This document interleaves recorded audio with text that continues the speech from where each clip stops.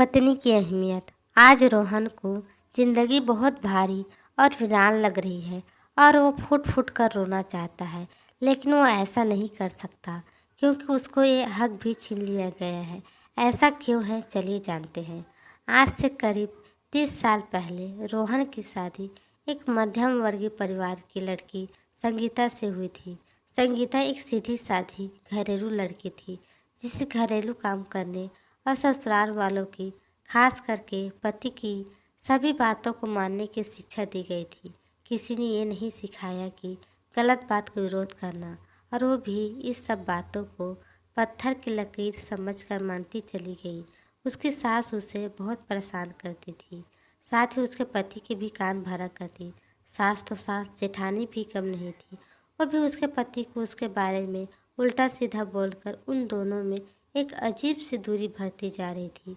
वो दोनों कभी एक नॉर्मल पति पत्नी जैसी जिंदगी जी ही नहीं पाए। फिर बची खुशी का साथ खुद रोहन का स्वभाव पूरा कर देता था। जब उसको अपना पति का हक चाहिए होता तब बड़े प्यार से बोलता और फिर धुतकार देता। धीरे धीरे संगीता को इन सब बातों की ऐसी आदत हो गई और उसने इसके खिलाफ न कभी कुछ कहा। इस बीच में वो 2 बच्चों की माँ भी बन गई। बस उसे जो थोड़ी बहुत खुशी जो मिलती थी वो उसके बच्चों के साथ ही मिलती थी।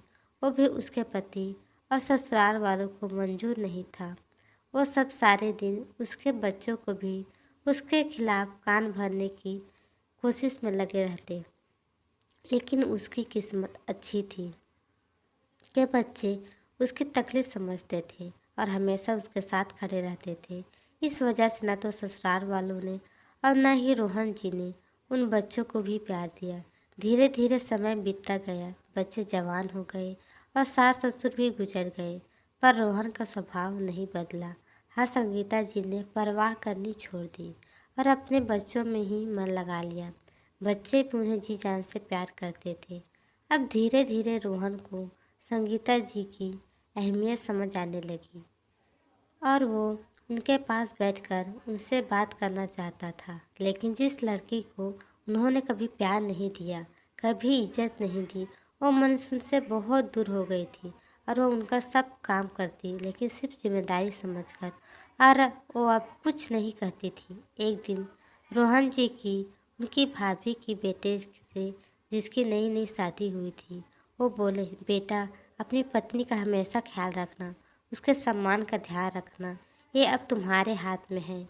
सुनकर उनकी भाभी ने जोर से बोला, लो देखो कौन बोल रहा है, जिसने खुद ने अपनी पत्नी को प्यार और इज्जत नहीं दी।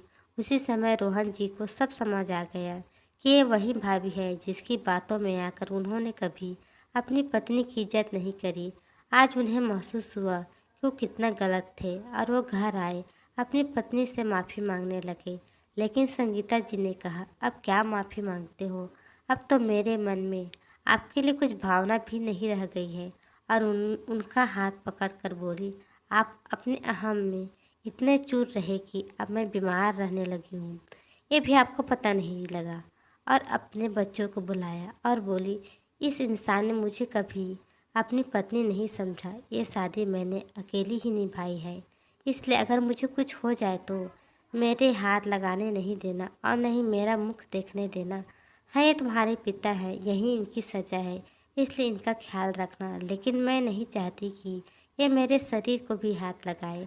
और फिर अगले दिन सुबह जब उनकी बहू उन्हें चाय के लिए उठाने आई तो पता चला कि वो अनंत यात्रा पर जा चुकी है।